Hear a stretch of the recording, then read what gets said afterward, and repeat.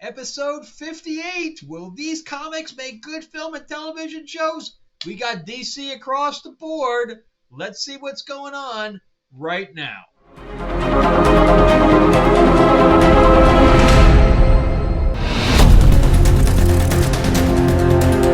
How we doing, everybody? Welcome back to the channel where we keep you up to date on what's going on with Marvel, DC, and Independence. And if they're writing things well enough that you may see them on the silver screen in the future. So we talk about the writing, we talk about the art, and we talk about the characters. I am your host, Frank Zanca. I'm an award-winning screenwriter, novelist, and comic book writer. I'm also a live producer. Looking forward to going back to work soon, although I did get a call from LA today, and I don't think anything started back up yet. It's really strange. Anyway, so let's get started with Wonder Woman. This is by Tom King. This is continuing the Amazons Go Away storyline. I don't understand why they put an actual photograph of the Capitol there as opposed to doing art, but kind of lazy if you ask me. But this is the storyline about the Amazons. One Amazon in particular murdered a few people, and they decided that all Amazons throughout all of the United States had to go home.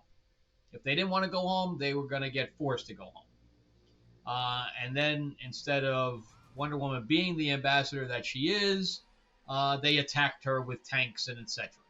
It all makes zero sense. I don't even know why there are that many Amazonians here in the United States. It's never really explained. Every relationship, because some people said, well, they came to see men. Well, if you came to see men, you just go home afterwards. It's like vacation. If you came to have a relationship with a man, it's not being shown here. Every relationship they show is a lesbian relationship. They can have that back home. They don't need it here. So none of this makes any bit of sense. I'll tell you right now, the storyline is awful. It's awful. And the artwork, the reason I'm continuing with it is I love Wonder Woman, and the Clunrad stuff was so bad that I couldn't even read it. At least this I can read, and then I can just shake my head at it afterwards, and the artwork is phenomenal.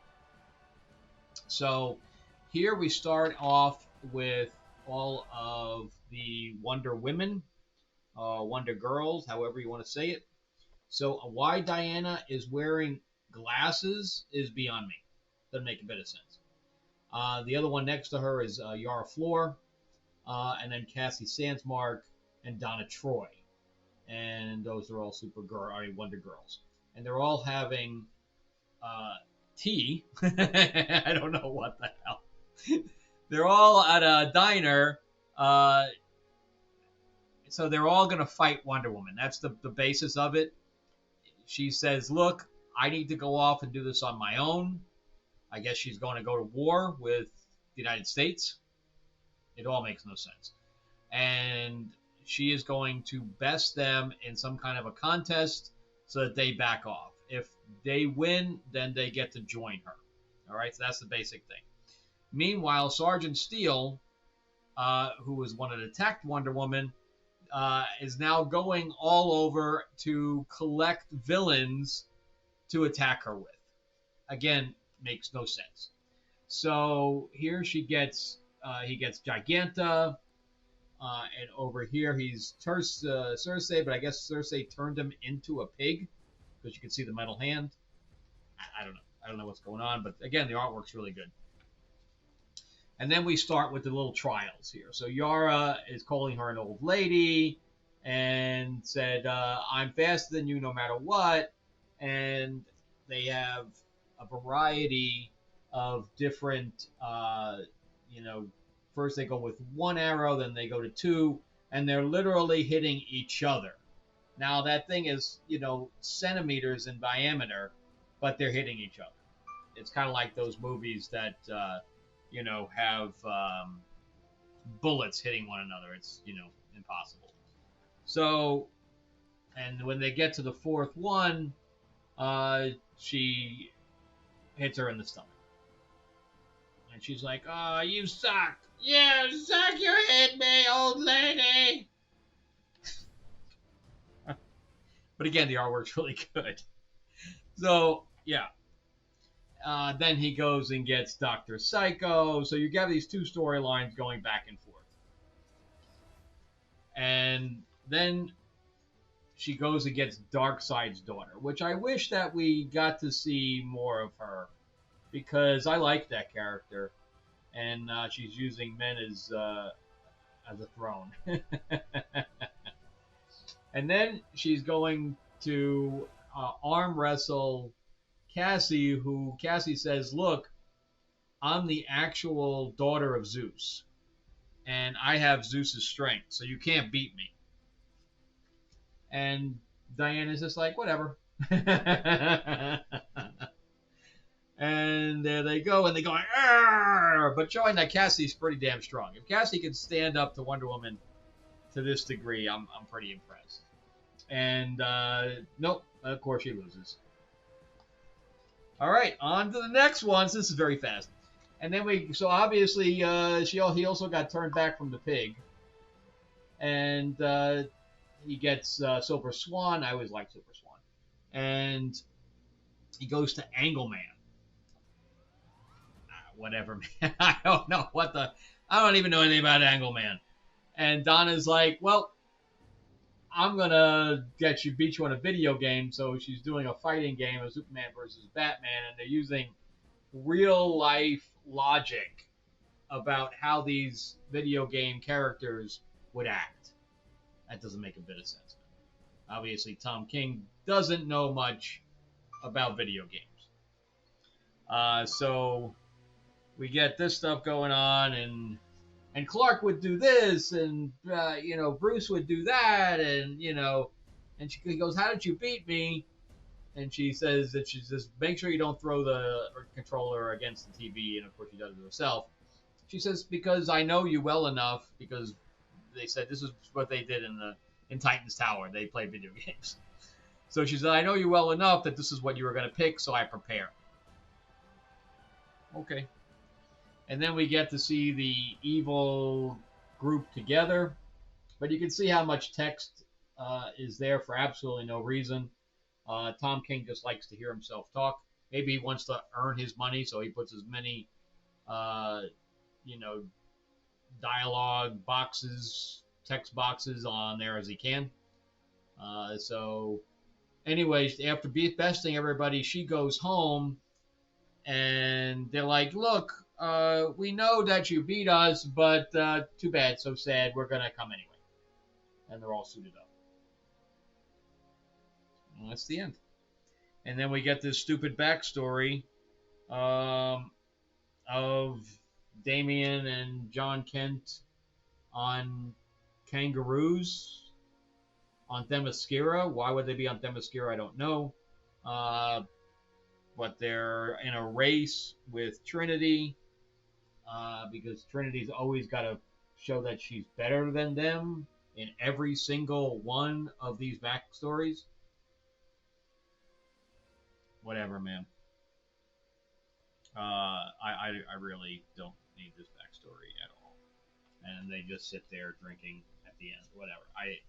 Again, why am I reading this? So just so they could charge an extra $1. That's the reason why. At least give us more of the main story rather than giving us this backup story that I don't care about. I don't care about Trinity whatsoever. And they keep, it's kind of like Miss Marvel where they keep, throwing it down our throats for no reason. So anyway, would this make a good film? No, because the story makes no sense. No sense at all. I mean, having all the Wonder Girls in there is interesting, but at least give us an interesting story around them being there. And otherwise, it makes no sense. This makes no sense. They're all going to go to war with America. I mean, you're telling me that Clark and Bruce are going to allow this? No way. And they already brought them into it with the video game, so whatever. Tom King. Can't we get a good writer for Wonder Woman that understands the mythology? Obviously not. All right, so then we got, this was still on my pull list. I'm just going to finish out this World's Finest. This is Batman Superman's World's Finest. This is number 23. I think it's going to end at 24. this particular storyline that has to do with Kingdom Come, and I'm just going to do that, and then that'll be my last issue because Mark Waid has stirred up some problems on the internet with his voice. So I'm going to stand by the other reviewers and discontinue reading anything that Mark Waid is writing. All right. So in the storyline, we had Boy Thunder, who accidentally shows up on Earth, whatever number it is, and ends up interacting with Superman and Bruce. And Superman, of course, sees himself in this guy because he's come across a different universe and he's the last of his kind. So he sees this camaraderie. So he kind of takes the child under his wing. He's a teenager, not a child. So a teenager, but then sends him home, or what he thinks is home. And then months later, they try to find him. And when they do, they end up in this Kingdom Come world where Gog is the leader of it. And David, who is Boy Thunder, is now become Magog and is basically the villain. And so they were imprisoned, and the other version of Batman and Superman basically break them out after they believe what they're saying. And I forgot the guy's name that has the chair, one of the new gods. He tells them that it's going to be very bad. That's just that if they don't stop them, it's going to be bad. And so they team up together, and that's actually a really good picture, splash page of Batman and the both Batman and Superman's together. Superman, I don't know how you say it, to go fight Magog and Gog. And they take Magog, which is Thunder Boy, out of the picture. So they two take him out, and then the two Supermen go after the big boy. And you got to remember that they were taken into custody by not only these two, but all the other heroes. Okay, so I just want to put that in your head. So the one without the cape is the one from our world, and then the other one is the one with he's a little older. He has like white tips in his hair, and that's the one from the Kingdom Come universe. So we have basically this battle going on, and they're trying to calm him down the whole bit. And he's like, no, we're doing the right thing. We're, by opening up this portal. And they realize that it's an opening up a portal to Apocalypse, which is where Darkseid lives. All right. So they're beating the crap out of this big Gog guy. And then we see the other heroes. And Aquaman's there with the fins on his legs. Hell yeah. So at least I got it right in one universe.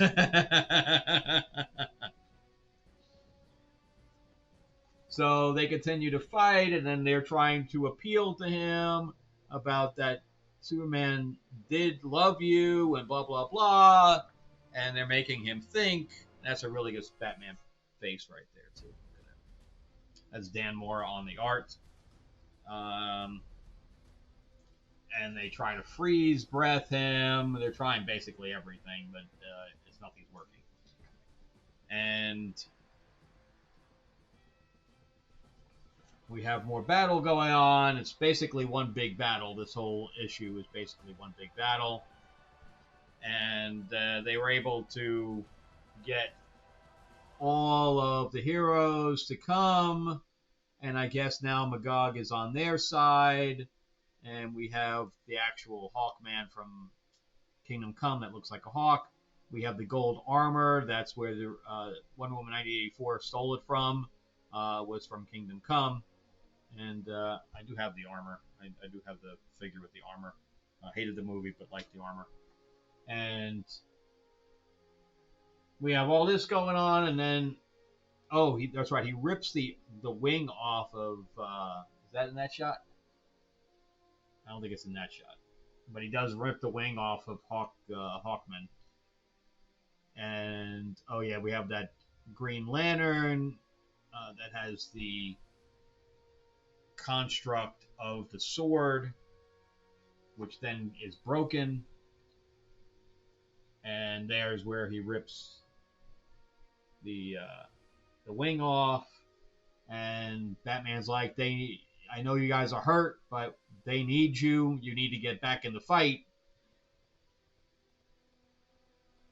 And they power punch him. He falls to the ground. And he's like, you don't understand what Apocalypse is. And if you open it, Darkseid will come over. And then we're going to be in bad shape. And blah, blah, blah. And then look who walks through. So Darkseid walks through and says, yeah, you guys are too late. And he's got all the parademons behind him. And they're all like, yeah, we're screwed. And that's the end of that. Would it make a good film or television show? Yeah. Anything to do with the Kingdom Come universe and our universe kind of going in parallel. And then Darkseid appearing at the end, that would be pretty awesome. And we get to see all the heroes from the Kingdom Come side. Yeah, it's pretty good. Of course, you'd have to set up this whole David thing, and there's other ways to get around it without just having this Thunderman character in there. He's kind of a waste of a character. The Magog character is good, but the Thunder Boy is not. So there would be other ways to set that up, I would think. All right, so let's jump into the last one for this episode is Titans. This is number 7. This is by Tom Taylor. So we have Tom King and Tom Taylor here. And this is a tie-in to Beast World that I am not collecting. And they tell you that it happens before Beast World number 4, but I don't really care. I more care about the character of Brother Eternity, which is not in the whole Beast World situation. There's another storyline going on. And he has infected Garth, who is Aqualad, Aquaboy, when you want to say it, grown up, or Tempest. I think his superhero name is Tempest. And he's been infected with this thing that goes in his mouth. But then at the end, Brother Eternity and Starfire confront one another. And he reveals that he's Tamaranian and he's trying to unleash his god. So that's all pretty interesting. Because Starfire is also Tamaranian. So they come from the same planet. And they guess they kind of knew each other. So they Cyborg, and the artwork's really good in here too. Cyborg and Raven are in the sewers underneath Titan's Tower. And then we go to the fight between the two Tamaranians, and that's Starfire there. And he tells her that, yes, he's known her since a child, and he was part of the royal family or whatever. He was assisting the royal family as whatever, a servant, etc. But he made a deal with the aliens, and I forgot the aliens' names, the Dominators. So very simple like that. And they gave him something to unleash. So he betrayed them for this thing that would help unleash the god of Tamaranian. That's whatever that thing is. So that's all that. And then Cyborg shows up to save her. And he says, yeah, well, I really need you because I need your boom tube. So I just did this to draw you here. And I'm going to throw that thing in your mouth. And now I'm going to control you. Meanwhile, Batgirl is fighting these creatures because the whole world, or half the world, has ingested pieces of Beast Boy as Starro.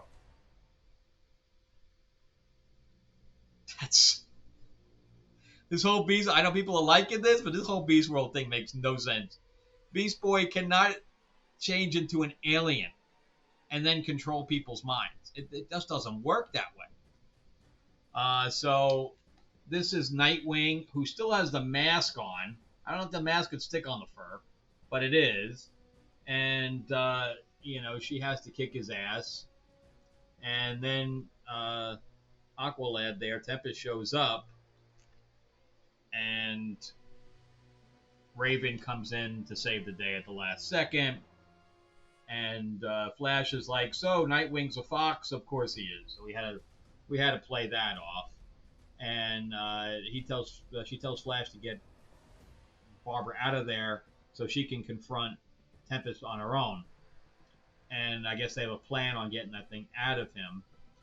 And we have some really good moments with Raven here. I really kind of like some of this stuff. And she takes him through a portal so that they can dehydrate him. And once they do, because he's Atlantean, the thing would then come out of his mouth on its own. So we have two alien beings in people's mouths. So we have the Gar Starro, or Garo, as people are calling it, and we have this thing. We have two of the same idea in the same book with different things going on. It's really silly. But anyway, the thing comes out and she destroys it, so he's back to normal. And meanwhile, he's like, "It's taking you over." And Cyborg's like, "Oh, this tastes like shit, man." He's like, "Remember that this thing has to latch on to pieces of my insides, and I don't have those pieces.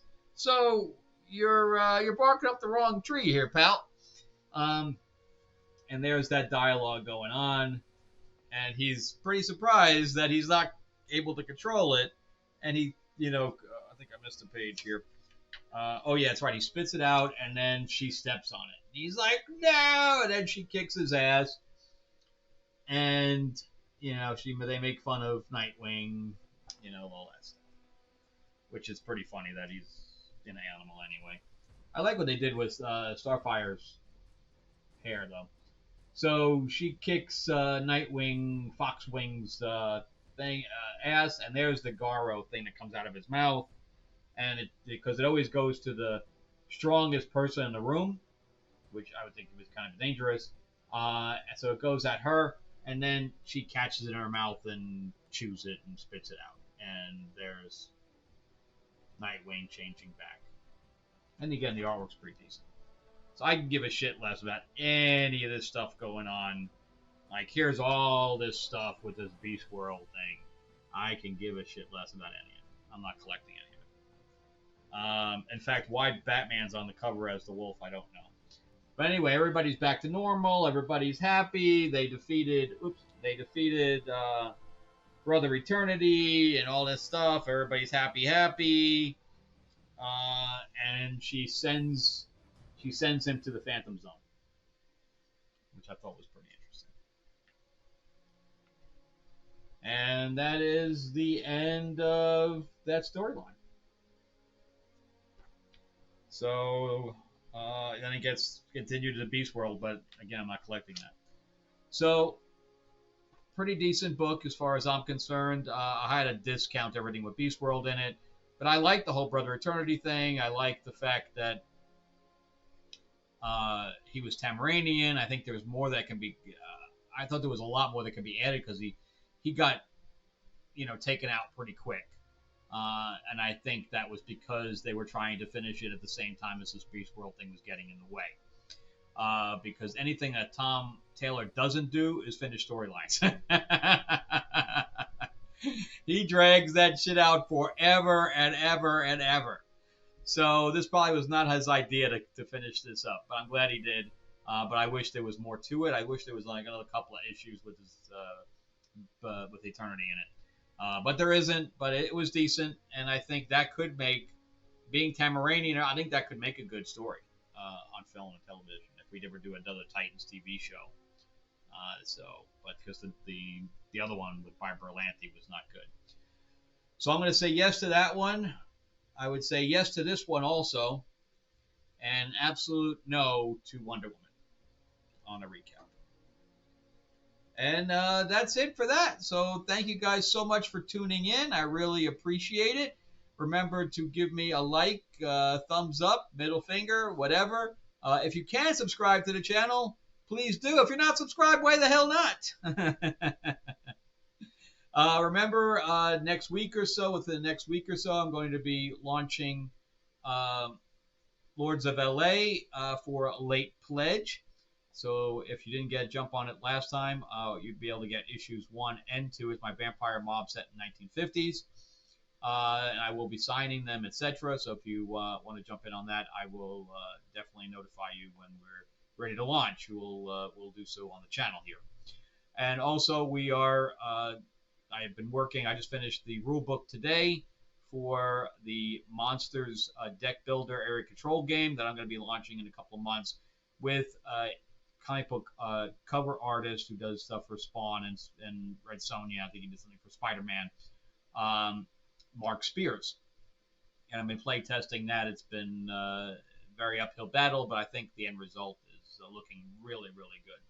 So looking forward to that as well. If you guys are gamers, then you'll definitely probably like that. That's it for me. Check out some other videos here that'll pop up at the end. And again, thank you guys so much for watching, and you have a great week. All right.